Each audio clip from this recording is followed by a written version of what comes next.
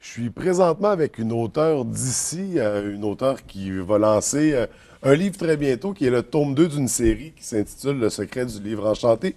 Donc, le tome 2, La quête d'Éléanore. Et il s'agit de Francesca Tremblay. Donc, bienvenue à l'émission. Merci beaucoup. Donc, avant de parler du livre que tu vas lancer, t'es auteur, ça fait quand même quelques temps que tu as commencé à écrire. Qu'est-ce qui te passionne dans l'écriture? Moi, c'est vraiment... moi, j'ai commencé à écrire très, très jeune. Quand j'ai su écrire, c'est à ce moment-là que j'ai commencé à écrire des petits papiers, des petits mots, des choses comme ça. Ça remonte à très loin, mais vraiment pour l'écriture, ce qui me passionne, c'est les mots. Quand je le dis, c'est la magie des mots. C'est vraiment ce qui peut nous permettre de voyager, ce qui permet de créer des images, puis tout ça. Fait que moi, ce que j'aimais, c'est que les gens puissent avoir voyagé à travers les histoires que je faisais. Donc, tu te spécialises dans deux types de littérature, je dirais. Ben, type, en tout cas, tu fais de la poésie, tu écris aussi des romans fantastiques. C'est quand même assez différent de passer de la Oui. poésie au fantastique. Est-ce que c'est vraiment deux intérêts que t'as ou...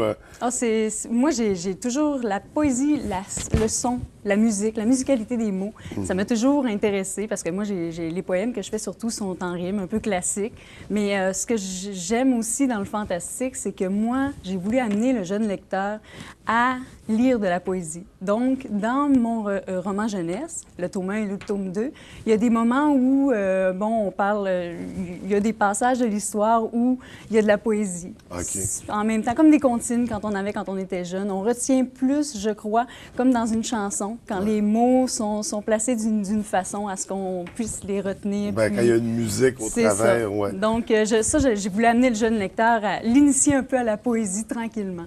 Donc, c'est ça, aller le chercher avec le fantastique, un domaine qui l'intéresse C'est déjà. ça, oui. OK, c'est intéressant, fait que c'est vraiment... Mais tu dois avoir quand même un intérêt pour le fantastique. Oui, Pour certainement. c'est des univers Ah, qui laissent parler la créativité. des créatures fantastiques, des paysages qu'on peut inventer. Tu sais, c'est vraiment, moi, ce que j'aime, c'est voyager à travers l'histoire, puis de faire voyager le lecteur aussi en même temps. Ben, d'ailleurs, on va parler de ta série, donc Oui. Le secret du livre enchanté. Tu lances le tome 2 qui s'intitule La quête d'Éléanore, mais avant de parler plus du tome 2, la série, ça traite de quoi? La série, c'est vraiment le tome 1, dans le fond, c'est un petit garçon qui est malade. Et c'est tout ce que sa mère et sa grand-mère vont devoir faire pour lui venir en aide. Donc, à ce moment-là, elles vont devoir, parce que Margaret, qui est la grand-mère du petit garçon, est un peu sorcière. Elle connaît les herbes, les potions pour guérir un peu, les potions naturelles, et elle vit dans un arbre, reclus dans la forêt. Donc, à ce moment-là, elle ne parlait plus à sa fille depuis des années. Et là, ce qui se passe dans l'histoire, c'est que c'est une mésange qui est messagère du printemps. Elle va, dans le fond, la mésange qui annonce le printemps à tout le monde, elle va se rendre compte qu'elle a beau chanter comme elle peut, dans le fond, elle n'est pas capable de réveiller un petit garçon qui est encore endormi. Parce qu'à la fenêtre de cette maison-là, elle le voit toujours endormi dans son lit. Alors, elle ne le sait pas, mais il est très gravement malade. Alors, elle se dit, elle est peut-être victime d'un mauvais sort. Alors, elle s'en va voir sa vieille amie qui vit dans les bois. Et puis, la vieille amie lui dit, bien, je peux peut-être faire quelque chose pour ton ami. Alors, ramène-moi à la maison et puis je vais voir si je peux faire quelque chose. Mais quand elle est devant la maison, elle se rend compte que le petit garçon qui est malade, c'est son petit-fils. Donc, parce que c'est la maison de sa fille à qui elle n'a pas parlé depuis des années. Alors, elle va devoir renouer avec sa fille, elle va devoir initier sa fille à la magie pour lui faire comprendre que même si le corps du petit garçon, il est malade, son esprit vit pleinement. Elles vont devoir retrouver le vieux grimoire des mondes oubliés pour faire voyager l'enfant à travers les mots dans son esprit, pour le faire revenir un peu à la réalité.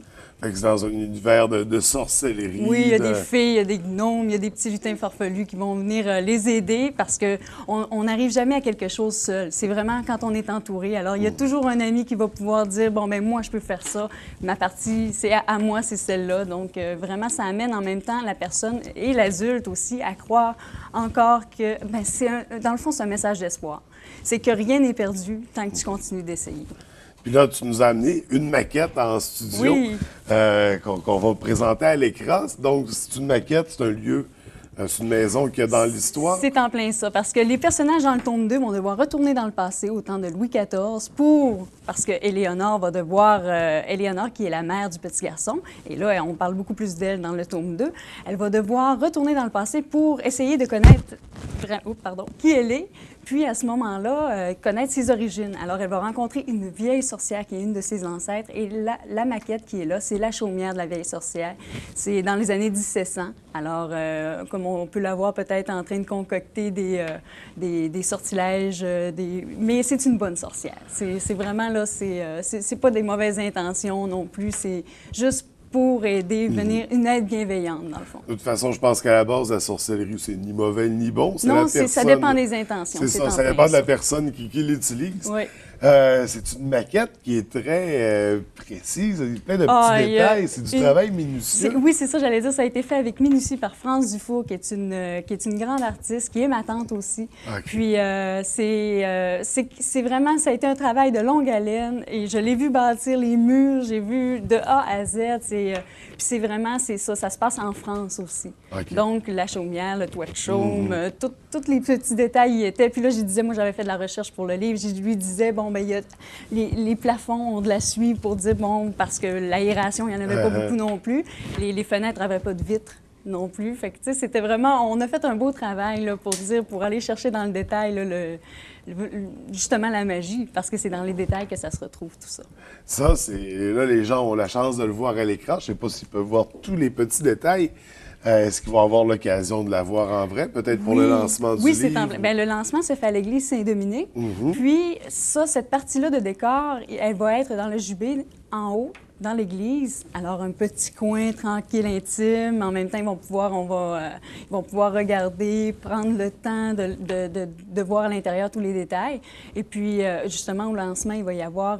parce que moi, je parle, dans le second tome, d'une église qui ressemble tout bonnement à l'église Saint-Dominique avec ses deux clochers et qui fête son centenaire. Donc, nous, ce qu'on a fait, c'est que vu que ma tante, justement, France Dufour, elle avait fait l'exposition du centenaire bénévolement. Donc, on s'est dit, pourquoi ne pas insérer tout ça dans le lancement du livre? On a même fait appel à un chevalier, un templier, qui va accueillir les gens à l'entrée. Puis, il y aura d'autres surprises aussi.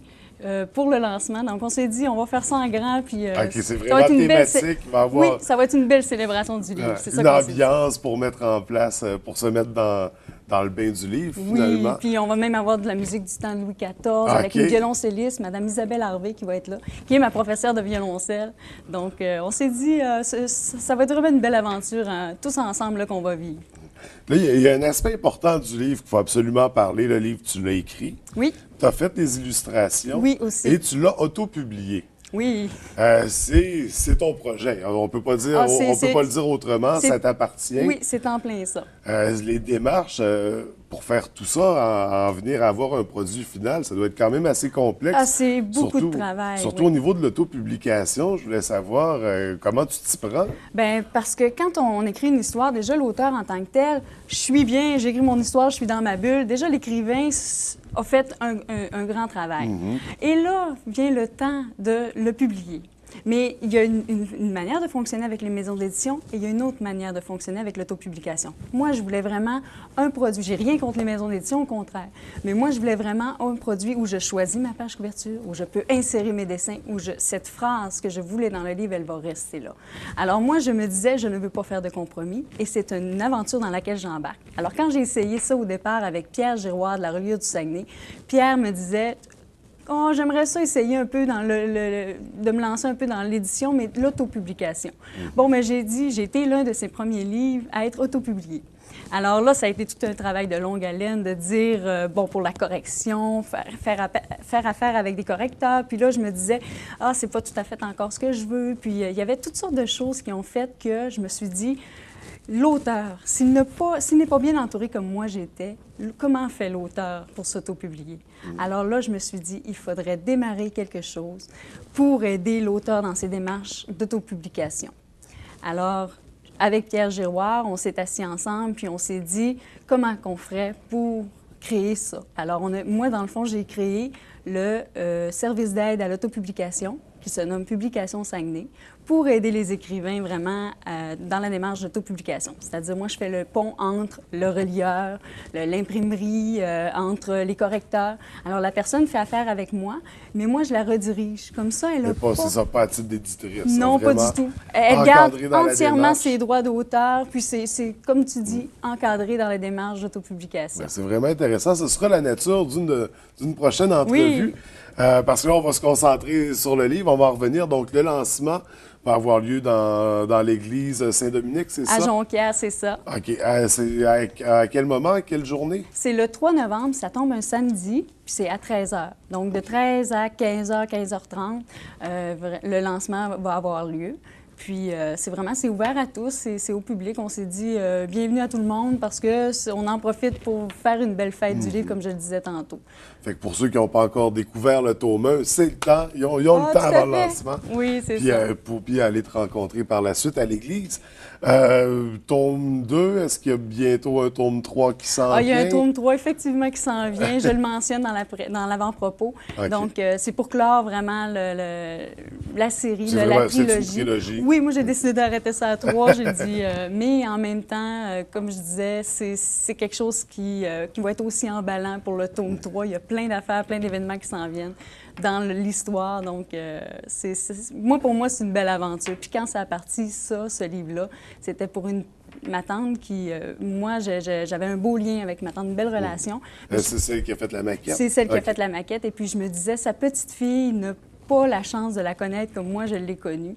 Alors, au départ, le premier tome avait été fait pour sa petite fille, parce que Margaret, qui est la sorcière, qui est la grand-mère d'Éléonore, je me suis inspirée de ma tante qui dans le fond, qui a fait la maquette aussi, parce que quand on voit le dessin, on voit vraiment que c'est le même visage. Et c'est parce qu'elle est un peu sorcière, elle a tous les dons, un peu le talent de faire des maquettes comme ça, de faire de la couture, puis elle connaît les herbes aussi. Fait que c'est vraiment, je m'étais inspirée de France Dufault pour faire le personnage de Margaret. Donc, c'est ça. Éventuellement, le tome 3. Est-ce qu'il y a d'autres projets, poésie, d'autres romans sur fantastique? Oui, il y a un autre recueil qui s'en vient, là, qui est en écriture. Puis, il y a d'autres projets côté fantastique, un peu plus science-fiction. Donc, je suis dans l'écriture par-dessus la tête et on aime ça. Bien, génial. Pour ceux qui aimeraient en savoir plus sur toi, entrer en contact avec toi, est-ce que tu as un Facebook, un site Internet? Oui, j'ai un Facebook, c'est Francesca Tremblay. Rien de plus simple. Ensuite, le site Internet, c'est www.francescatremblay.com. Donc, Francesca, C-E-S-C-A, pas de K. Puis, puis en même temps, il y a Twitter aussi. Donc, si les gens veulent suivre l'aventure littéraire dans laquelle je suis, bien, ils sont les bienvenus. Ça serait très agréable de partager ça. Bien, génial. Merci beaucoup, Francesca. Bien, merci à toi, François. Merci.